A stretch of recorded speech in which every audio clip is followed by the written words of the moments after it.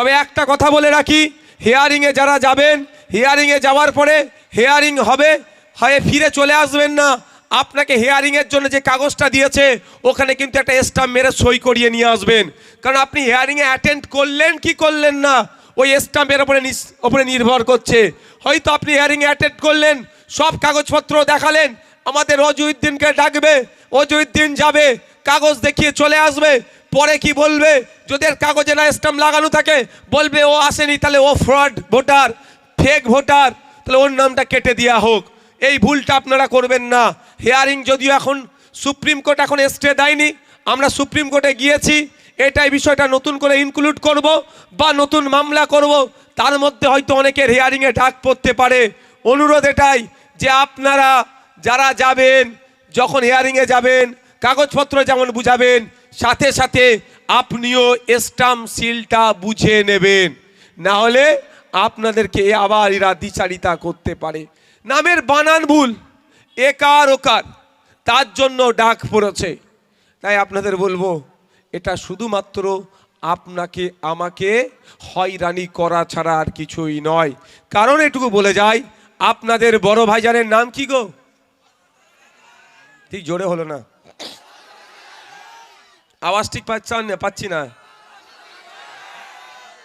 আব্বাস ভাইজান অনেক আগেই আমাকে বলে দিয়েছে, জানি না উনি যেগুলো বলে আমরা দেখি অনেকটাই বাস্তবে মেলে। অনেক আগে আমাকে বলেছে যে তুই প্রস্তুতি রাখ, সুপ্রিম কোর্টে গিয়ে তোকে মামলা করতে হবে, উকিলের সাথে কথা বলে রাখ।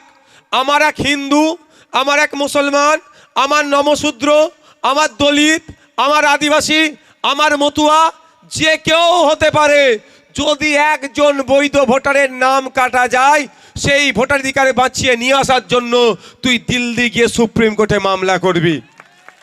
তাই সুতরাং কে হিন্দু, কে মুসলমান, কে দলিত, কে আদিবাসী, কে পিছড়ে বর্গের মানুষ, কে নমশূদ্র, কে মতুয়া, আমাদের খামচিহ্ন দেখার দরকার নাই।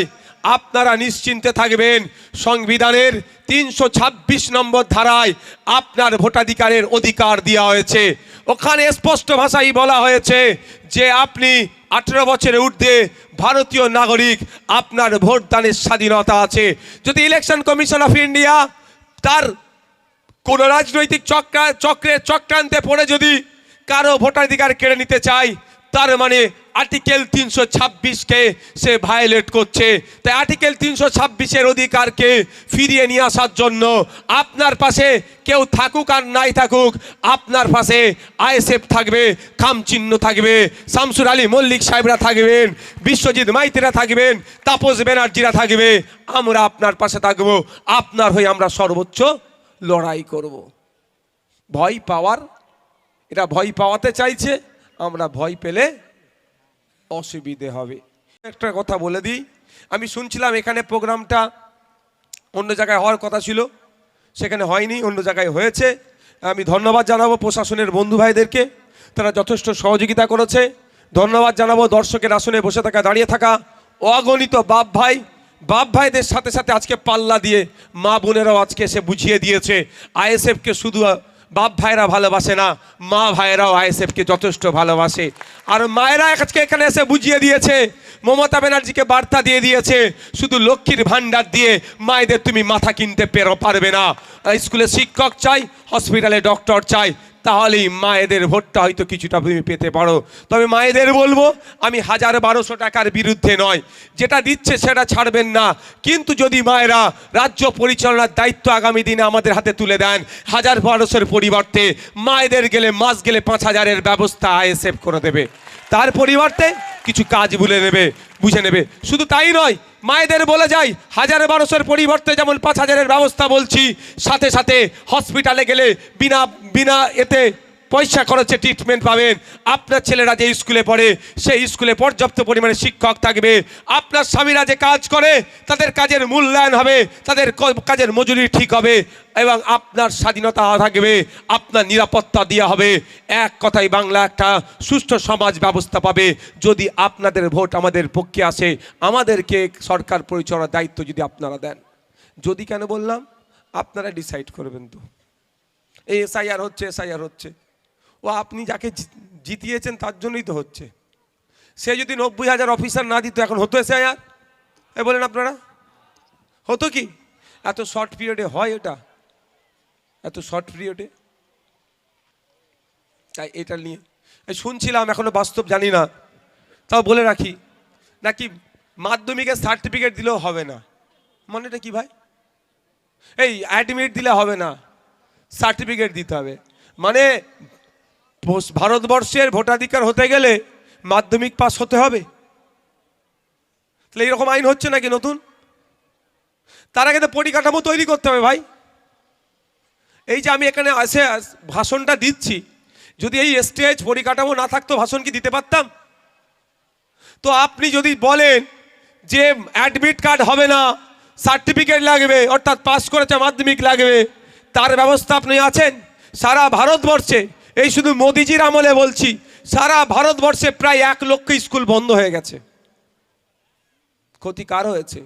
দলিত, আদিবাসী, মুসলমানদের। তাহলে এত যদি স্কুল বন্ধ করতেন, ছেলেরা পড়বে কোথায়? এই নাটক চলছে, এই নাটককে আপনাকে আমাকে দায়িত্ব নিয়ে বন্ধ করতে হবে।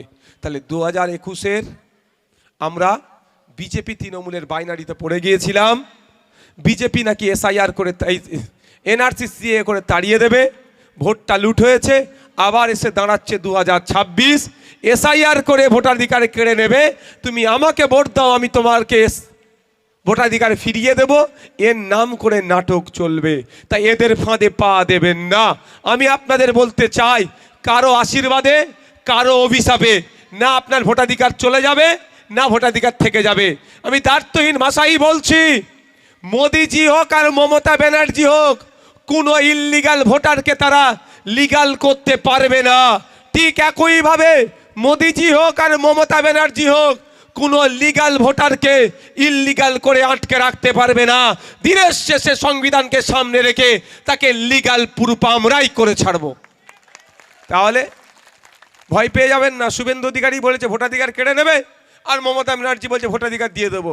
কারো ক্ষমতা নেই, কারো ভোটাধিকার কাড়ার ক্ষমতা নেই, কারো দেওয়ার ক্ষমতা নেই। দেবে কে সংবিধান, কাড়বে কে সংবিধান। ভারতীয় হতে হবে, 18 বছরের ঊর্ধ্বে হতে হবে, আপনার আবার ভোটাধিকার পাবো। আর ইল্লিগাল যে আছে তার সাথে কোনো প্রশ্ন নেই আমার, যে ভারতীয় নয় তার আমি ভোটাধিকার নিয়ে চিৎকার করবো কেন ভাই? আমি দায়িত্বশীল নাগরিক। কিন্তু আপনাদের ভয় দেখানো হচ্ছে, ভয় পাবেন না। হয়তো সামনের দিনে, আগামী দিনে আরও হয়তো লড়াই হতে পারে, আসতে পারে, গণতান্ত্রিক প্রক্রিয়াতে লড়াই হবে। তবে বিভিন্ন জায়গায় দেখছি প্রতিবাদ হচ্ছে, প্রতিবাদ হওয়াটা স্বাভাবিক, আরও বেশি বেশি করে প্রতিবাদ হবে। কি বললাম? আরও বেশি বেশি করে প্রতিবাদ হবে আগামী দিনে। এই দেগঙ্গা এআরও যিনি আছেন, ইআরও বা ইআরও যিনি আছেন, সেই অফিস ঘেরাও হবে গণতান্ত্রিক প্রক্রিয়াতে, এটাও আমি বলে যাচ্ছি। তবে শান্তিপূর্ণ, কারো কথায় বার খেয়ে কিছু ক্ষতি করে ফেলবেন না। আমি বললাম, আপনি গেলেন বিডিও অফিসের গেটটা ভেঙে দিলেন। ওই বিডিও অফিসের গেটটা আপনার আমার ট্যাক্সের টাকায় তৈরি হয়েছে। ও আপনার আমার সম্পত্তি, রাষ্ট্রের সম্পত্তি, মানে নাগরিকের সম্পত্তি। ওই গেটটা আবার সারাতে হবে তো। ওই গেটটা সারাতে গেলে যে টাকাটা খরচ হবে, সেই আপনার আমার ট্যাক্সের টাকা দিয়ে সারাবে। ওটা আমার আপনার সম্পত্তি, আমি আপনি ভাঙবো কেন? তাহলে হিংসায় আমরা জড়াবো না। আমরা কি করবো? ঘিরে বসে রাখবো। জবাব দিতে হবে কোন লজিকে তুমি আমার 4 ভাই বোন, তুমি আমাকে 6 ভাই বোনের ডেটা পাঠিয়েছ। বুঝতে পারছো না? জবাব দিতে, যতক্ষণ দিতে পারবে বসে থাকবো, ঘিরে বসে থাকবো। কোনো হই হুল্লোর কিছু নয়, হইও নয়, ঝগড়া ঝামেলা নয়, বসে থাকবো। আজকে আমি একটা পোস্ট দেখলাম, এবার এই 6 ভাই বোনের নিয়ে না, যারা বিকৃতি মস্তিষ্কে চলছে, ওরা কি বলছে মুসলমানদের সমস্যা হচ্ছে, ঘোড়ার ডিম, সব পাখি মাছ খায় আর মাছরাঙার দোষ হয়। বলছে মুসলমানদের সমস্যা হচ্ছে। আমি একটা নাম বলছি, রাজা রায়, পিতার নাম কালীপদ রায়, 25 বছরের ছেলে, তার কাছে হেয়ারিংয়ের নোটিশ এসেছে। কেন এসেছে? তার ভাই বোন মিলিয়ে তারা 8 জন। লোকটি, ছেলেটি কে? রাজ্যসভার এমপি ছিল শান্তনু সেন, তৃণমূলের নেতা, তার গাড়ির ড্রাইভার। আমি এতটাও বলে দিচ্ছি। কি বললাম? তার গাড়ির ড্রাইভার, নোটিশ এসেছে। এবারে বলুন, শুধু কি মুসলমানের কাছে আসছে? এবার কারে একটা সন্তান নেবে, কে দুটো সন্তান নেবে, সেটাকে ডিসাইড আমি করে দেবো? না আমার দেশে কোনো পলিসি আছে এরকম? আমার দেশে পলিসিও নেই, আর আমার ডিসাইড করার পাওয়ারও নাই। আমি ওই বিতর্কে জড়াবো না। যদি পলিসি থাকতো দুটো সন্তান, কেন তিনটে হয়েছে সেটা প্রশ্ন হতো। যখন পলিসি নাই, তাহলে ওরা 8 ভাই বোন, তাদেরকে ইচ্ছা করে পেরেশানি, মানে ওটাকে হয়রানি করার জন্য এ কাজ করা হচ্ছে। তাই আমি আপনাদের বলবো, ঐক্যবদ্ধ থাকতে হবে। কে হিন্দু কে মুসলমান সেই পরিচয় নিয়ে বিতর্কে জড়াবেন না। আমাদের সামাজিক পরিচয়, আমরা মানুষ। আমার পাশের বাড়ির একজন কেউ এই SIR এর হিয়ারিংয়ে বিপদে পড়েছে, আর আমি এত বড় নিকৃষ্ট হয়ে যাব না যে হিন্দু কি মুসলমান দেখবো আমি? আমার কাজ কি হবে? আমার পাশের বাড়ির ওই লোকটার পাশে থেকে তাকে সাহস জুগিয়ে তার হয়ে দুটো কথা বলা। এটা হবে তো নাকি রে ভাই? না রাজা রায়, কালীপদ রায়ের ছেলে, ওটা ও বুঝে নেবে, ও বলে আমি মুখ ঘুরিয়ে নেব, এটাও হবে না। আর রজিউদ্দিন আখতারি, ওটা বুঝে নেবে, আমি মুখ ঘুরিয়ে নেব, এটাও উচিত হবে না। তাই আমার কাছে রজিউদ্দিন আখতারিও যতটা গুরুত্ব পাবে, একজন SIR এর নোটিশ ইস্যু করেছে কেন সেই নিয়ে, আর রাজা রায়কেও কেন নোটিশ ইস্যু করলো, এই দুটো গুরুত্বই কিন্তু আমার কাছে এক থাকবে, এর বাইরে কিছু হবে না। হ্যাঁ, রজিউদ্দিন আখতারি আমার পার্টির অঞ্চল লেভেলের বিভিন্ন লেভেলের একটা নেতৃত্ব, ঠিক কথা, কিন্তু অন্যায় এর সাথেও হয়েছে, রজিউদ্দিন আখতারির সাথে হয়েছে, রাজা রায়ের সাথে হয়েছে। সুতরাং দুই অন্যায়কে আমরা এক মানদণ্ড হিসাবেই দেখব, আলাদা আমরা দেখব না। 21শে জানুয়ারি কলকাতা যেতে হবে। যাদের নোটিশ অলরেডি এসে গিয়েছে তারা আমাদের নেতৃত্বদের সাথে যোগাযোগ করবেন। ওরা কি করবে? অ্যাপ্লিকেশন লিখে জমা কোথায় করাতে বলবে সেখানে করবে। 1 নম্বর কথা। আমি একটু বলে যাই, এইখানে প্রোগ্রাম হতো না, দ্বিতীয় জায়গায় হতো, এখানে হয়েছে, এতটুকু বলে যাচ্ছি আমি। যে এখানে প্রোগ্রামের জায়গা চেঞ্জ করালো, তার বাপ দাদু কবর যেখানে শুয়ে আছে খোঁজ নিয়ে দেখুন, তার আত্মীয় যেখানে শুয়ে আছে কবরটা যে সুরক্ষিত আছে এই নওশাদ সিদ্দিকীর জন্য, মমতা ব্যানার্জির জন্য নয়। তাকে এইটুকু শুধু জানিয়ে রাখতে চাই, আগামী দিনে SIR নিয়ে পেরেশানিতে পড়লে, বিপদে পড়লে তার দল তার পাশে থাকবে না। আমার এই রজিউদ্দিন রায় তাকে বিপদ থেকে উদ্ধার করবে, এটাও আমি বলে রেখে দিতে চাই। কারণ তার বাপের কবর, তার আত্মীয়র কবর সুরক্ষা করার জন্য মমতা ব্যানার্জি এগিয়ে আসেনি, অভিষেক ব্যানার্জি এগিয়ে আসেনি, কাকলি ঘোষ দস্তিদার এগিয়ে আসেনি, এগিয়ে এসেছে নওশাদ সিদ্দিকীর মতো কোটি কয়েক মানুষ। আমাদের করা মামলার জন্য এখন ওনার পরিবারের কবরস্থানটা সুরক্ষিত আছে। আর ও আজকে দাদা দিদি বলেছে বলে হই হই করছে, তো গরম কদিন থাকবে দেখে নেন। শাহজাহান শেখ, ওই নামটা কি, সন্দেশখালী, নিজেকে বেতাজ বাদশা বলতো, সে এখন জেলের ভাত খাচ্ছে, আর এ তো পাড়ার চারানা নেতা। সময় আছে, শুধরে যান। আমি বলছি সময় আছে, শুধরে যান। শুধরে যান মানে বলছি না ISF-এ চলে আসুন, ISF-এ দরকার নেই, আপনি আপনার দলটা করুন। কারণ আজকে যে নিচে আছে, কালের ক্রমে সে কালকে আগামীতে ওপরে উঠবে। আজকে যিনি ওপরে আছেন, কালের ক্রমে সে আগামীতে নিচে নামবেন। নিচে থাকার পরে মানুষ আপনাকে কিভাবে গ্রহণ করে, ওপরে থেকে যে আচরণ করবেন তার উপরই তো হবে ভাই। ওপরে থেকে যে আচরণটা তুমি করেছো, নিচে নামলে সেটা মূল্যায়ন হবে, আর নিচে নামতে হবেই কালের ক্রমে ভাই। সেই দিনটার কথা ভেবে করুন। আমি অনুরোধ করব আপনাদের, রাজনৈতিক হিংসায় জড়াবেন না। যার যে দল ভালো লাগবে সে দল করবেন, দিনের শেষে প্রতিবেশী এটা মাথায় রেখে দল করবেন। কারণ মমতা ব্যানার্জি, অভিষেক ব্যানার্জি, দিলীপ ঘোষ, কুণাল ঘোষ, শুভেন্দু অধিকারী, সুজন চক্রবর্তী, এরা খোঁজ নিয়ে দেখবেন এসি রুমে বসে চা খায়, আর আপনারা ঝগড়া জড়িয়ে পড়ছেন। দ্বিতীয় কথা, প্রশাসন বন্ধুদেরকে সহযোগিতা করবেন। প্রশাসন বন্ধু আমাদের সমাজের একটা গুরুত্বপূর্ণ তারা সদস্য, তারা আমাদের সমাজের গুরুত্বপূর্ণ সদস্য। আমরা প্রশাসনকে অনেক কথা বলি, কিন্তু একটু ভেবে দেখেছেন 8 ঘন্টার বেশি এরা কতক্ষণ ডিউটি করছে? 12 ঘন্টা, 14 ঘন্টা, 16 ঘন্টা ডিউটি করছে। কেন করবে? 8 ঘন্টার বেশি কেন ডিউটি করবে? এটা আমাদের বাড়ির তারা একজন গুরুত্বপূর্ণ সদস্য। তাই এদের জন্য এদের হোক কথা বলতে হবে। আইনকেও হাতে তুলে নেবেন না, এই প্রশাসন ভাইদেরকে আপনারা সহযোগিতা করবেন এবং আওয়াজ তুলবেন। এই পুলিশ সহ সরকারি কর্মচারীদেরকে মমতা ব্যানার্জি 2006, 7, 8-এর দিকে বলেছিল কেন্দ্রীয় সমাহারে দিয়ে দিতে হবে, নাহলে সরকার থেকে চলে যাও। এখনও কেন এই পুলিশ সহ সরকারি কর্মচারীরা কেন্দ্রীয় সমাহারে দিয়ে পাচ্ছে না? কেন্দ্রীয় সমাহারে দিয়ে দিতে হবে। পুলিশে প্রায় 2.5 লক্ষ শূন্য পদ আছে, ওই 2.5 লক্ষ শূন্য পদ পূরণ করতে হবে। মমতা ব্যানার্জি প্রত্যেক দিন ওনার হিসাবে থানা উদ্বোধন করে যাচ্ছে। ভাঙড়ে দুটো তিনটে থানা ছিল, এখন 8টা থানা করে দিয়েছে।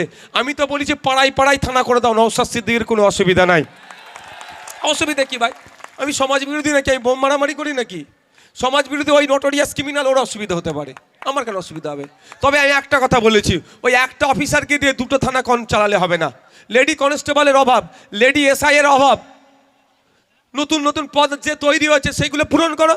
2.5 লক্ষ শূন্য পদ আছে, 2.5 লক্ষ পুলিশে যদি এসে যায় তাহলে কি হবে? আমার আজকের যে পুলিশটা 12 ঘন্টা 14 ঘন্টা ডিউটি করছে, তার ডিউটি 8 ঘন্টায় চলে আসবে, কষ্ট কম হবে। আর 2.5 লক্ষ পরিবার কি হবে? চাকরি পাবে। 2.5 লক্ষ পরিবার চাকরি পেলে আরও 2.5 লক্ষ পরিবার তার থেকে উপকৃত হবে। তাহলে 5 লক্ষ পরিবার পিছু 4 জন করে ধরলে 5 লক্ষ পরিবার মানে 20 লক্ষ মানুষ শুধু পুলিশে নিয়োগের মাধ্যমে উপকৃত হবে। মমতা ব্যানার্জি যদি না পারে সেই জায়গা থেকে অব্যাহতি নিক, আমাদেরকে দায়িত্ব দিক, আমরা এগুলো বুড়ে দেখিয়ে দেবো। সকলে ভালো থাকবেন, সুস্থ থাকবেন। দেগঙ্গার মায়েদের বলবো, দেগঙ্গার মায়েদের বলবো 1000-1200 টাকা হাতে ধরিয়ে দিচ্ছে। আর আপনার স্বামীর, আপনার ছেলের যখন ট্রিটমেন্ট করতে হচ্ছে কত করে দিতে হচ্ছে? 5000-10,000 খরচ হয়ে যাচ্ছে। আপনারা যদি আমাদের যেতান, হেভি ট্রিটমেন্টের জন্য কলকাতায় যেতে লাগবে না। কলকাতার পিজি হসপিটাল আপনাদের দ্বারে, আপনার জেলায় আমরা হাজির করে দেবো। ধন্যবাদ সকলকে।